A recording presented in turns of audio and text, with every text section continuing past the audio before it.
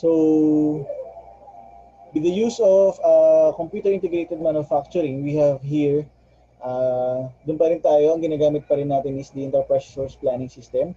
Wherein, in terms of manufacturing resource planning system, andyan yung production forecasting, scheduling, materials requirement, capacity planning, production cost control, as well as the quality control.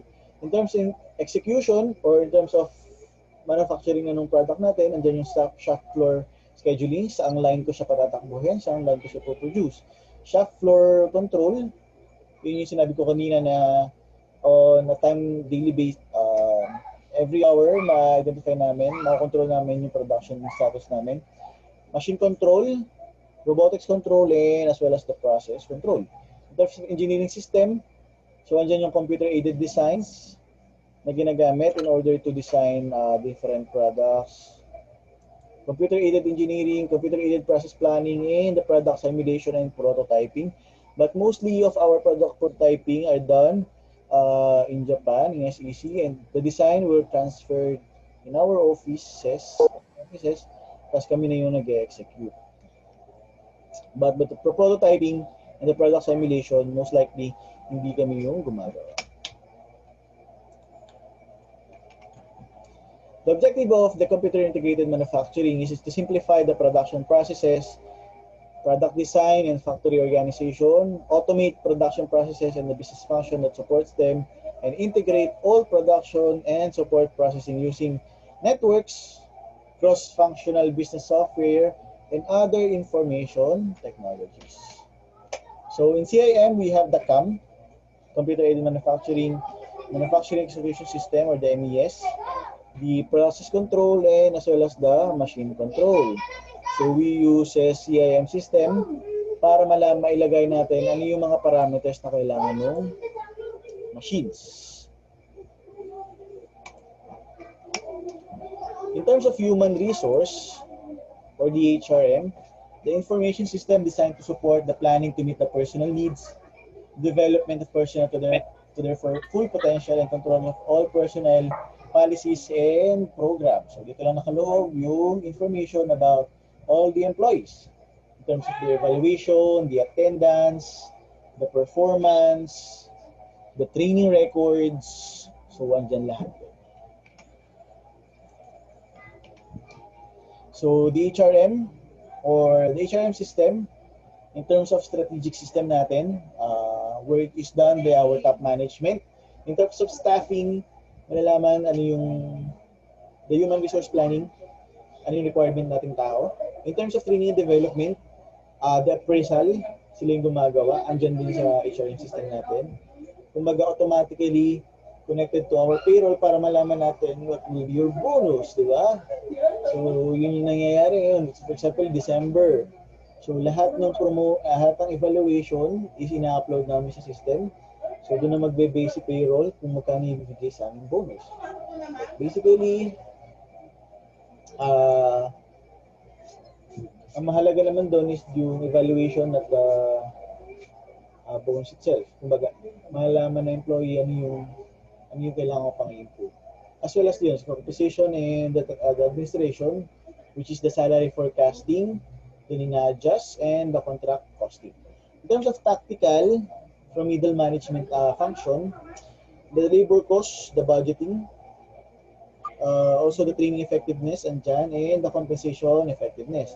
In terms of operational, which is done by our lower management system, andyan yung recruitment, the workforce planning, scheduling, assessment of skills, performance evaluations, and the payroll control and the benefits administration.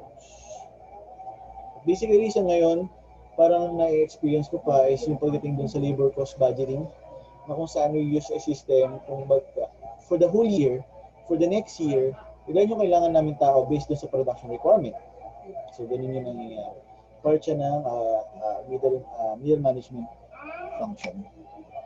So, the HRM and internet, recruit employees using the corporate website and commercial recruiting services, posting messages in selected internet news group, and communicating with job applicants via email. So, for example, kagaya ng JobStreet, so ginagamit siya ng HRM, the Human Resource Management, in order to recruit employees and send images, collect information from our applicants. In terms of corporate intranets, so corporate intranet uses processes common HRM interaction transactions all around the clock HRM services, disseminate information faster through previous company channels, collect information from employees online, allow HRM tasks to be performed with detailed HRM department intervention, as well as the training. So kami, we have intranet sa office na kung saan meron kaming mga training na ginagawa wherein, ano siya, e-learning, self-learning siya, nandiyan yung module, basahin mo lang, sisutan mo lang yung mga exercises.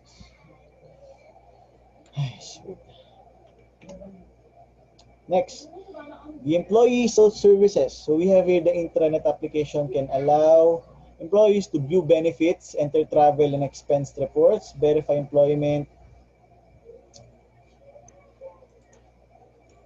and salary information,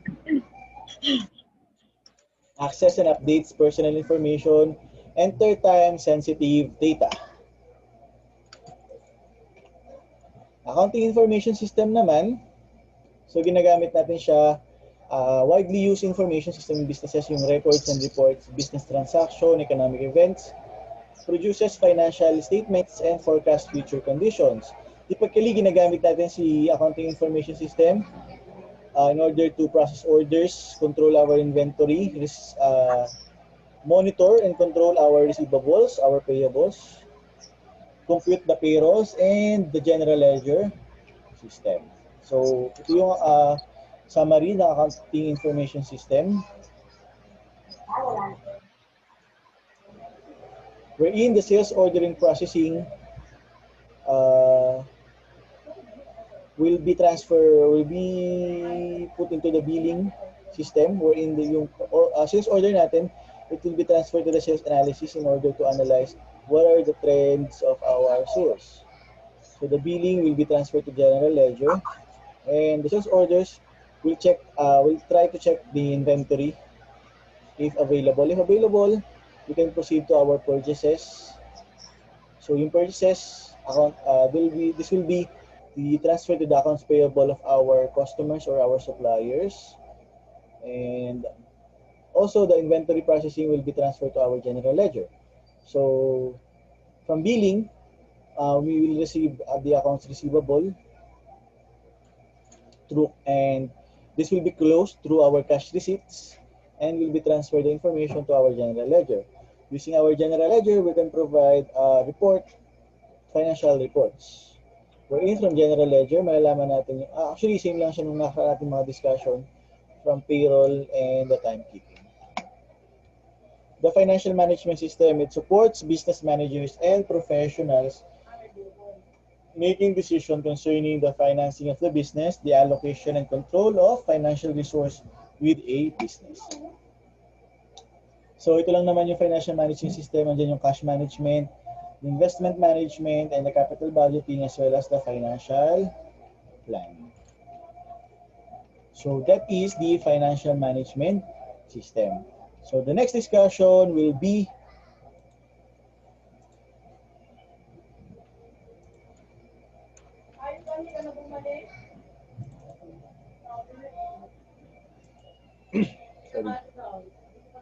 So, the next discussion, dapat i-discuss natin yung video. Yun yung video na ginawa ko last time. So, yun yung kasunod nun. So, I guess, nabasa nyo na siya, di ba? Tama.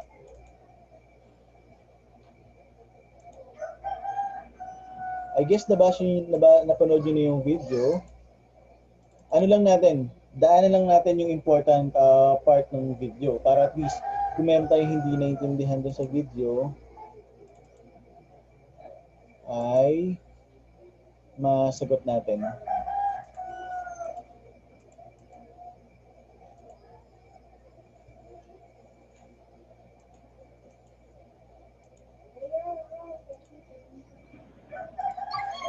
Okay, regarding this one, This information lang naman, pinakita what is the difference between the TPS, the MIS, the DSS, and the other special information system.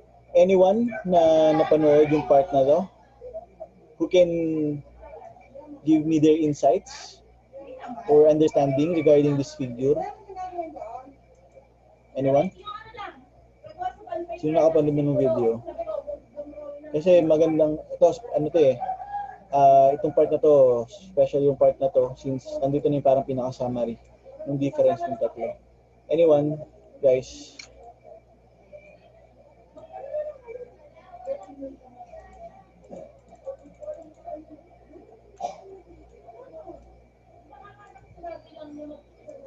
Anyone who can answer?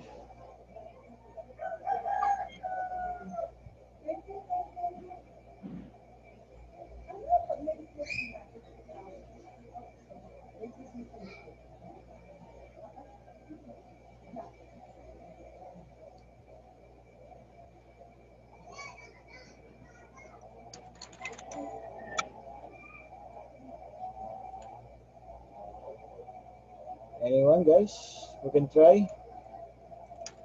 Pero napaliwanag ko naman siya dun sa video if ever na napanood nyo na siya.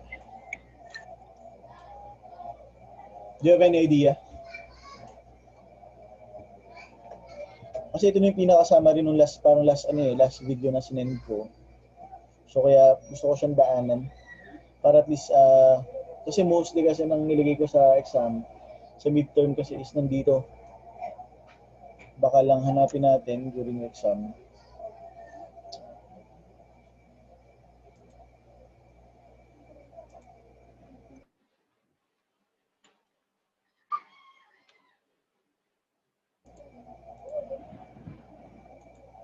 Okay, sige. Dito naman pinakita lang yung difference nung different kind ng system natin based dun sa features or sa functions na meron siya. So, as we discussed, the transaction processing system, the MIS, the Management Information System, the DSS or the Decision Support System, and the Special Information System na kung saan mostly ang nandito is the Executive Support System or the ESS. So in terms of data to information, we all know that data will be transformed to information in our information system. For TPS, most likely, data lang yung meron tayo. But as we go on to the higher information system like MIS, DSS, and as well as the Special Information System, yung data na meron tayo is nagiging information siya. In terms of routinary on how we are going to use or how the information system function, the TPS is more routinary. Kumbaga, paulit-ulit lang yung system na ginagawa niya. While on the Special Information System, it is most likely non-routinary. Kung ano lang yung kailangan natin, ano yung gusto nating makuha, how we are going to operate yung Special Information System,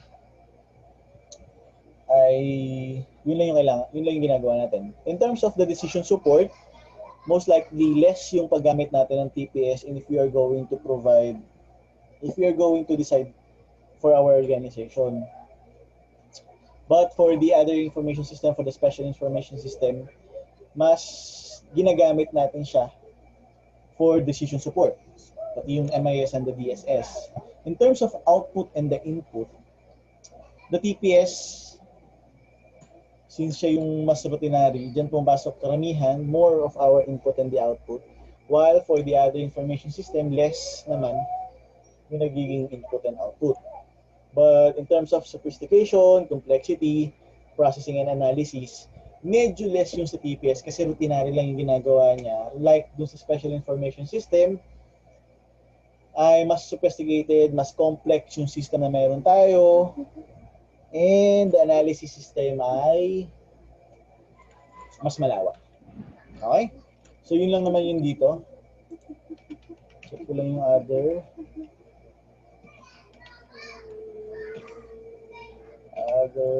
type. Yung pinaka-importante dito mga part.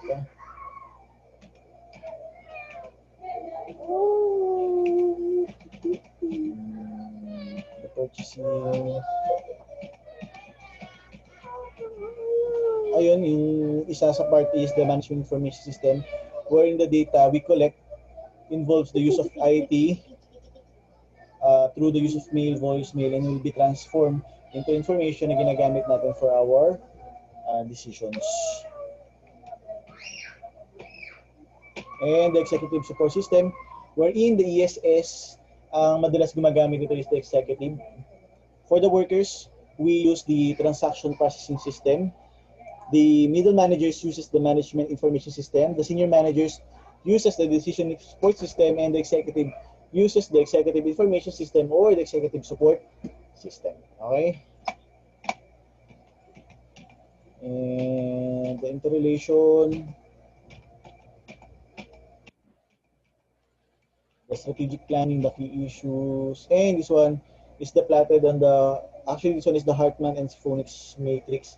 Pinakita lang dito how the impact and the complexity of factors in strategic information system planning.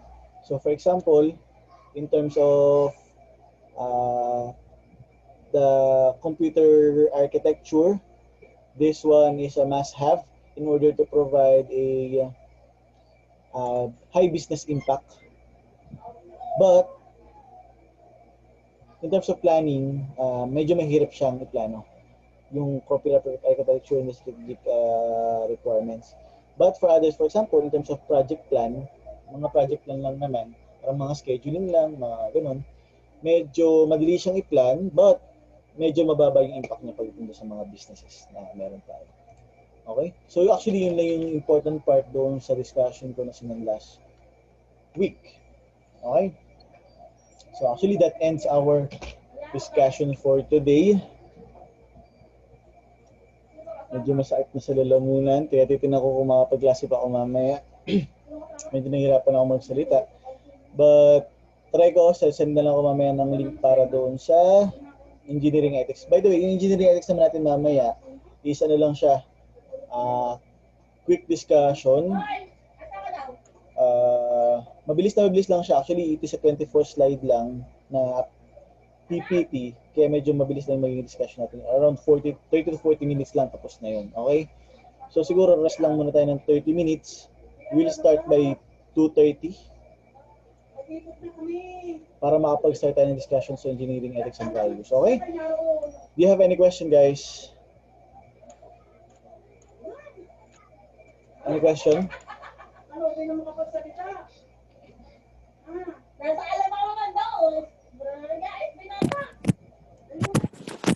Do you have any question, guys?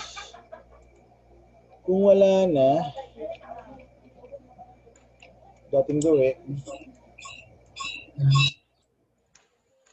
I need your faces.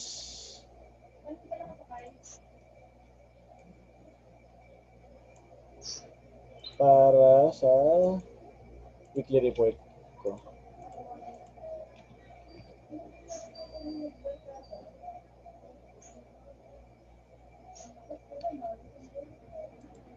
Yan. Hi guys, okay pa kayo? Lapit ng bakasyon, okay mag-alala.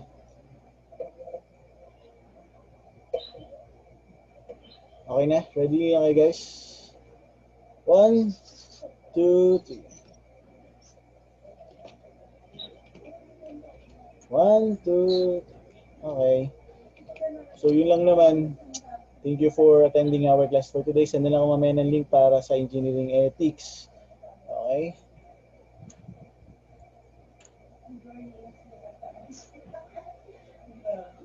So that's all guys. Thank you for attending. Thank you po, sir. Thank you, sir. Thank you guys. Upload ko na lang yung video if ever na para dun sa mga hindi nakatulog. Thank you guys. Thank you everyone. Thank you, sir.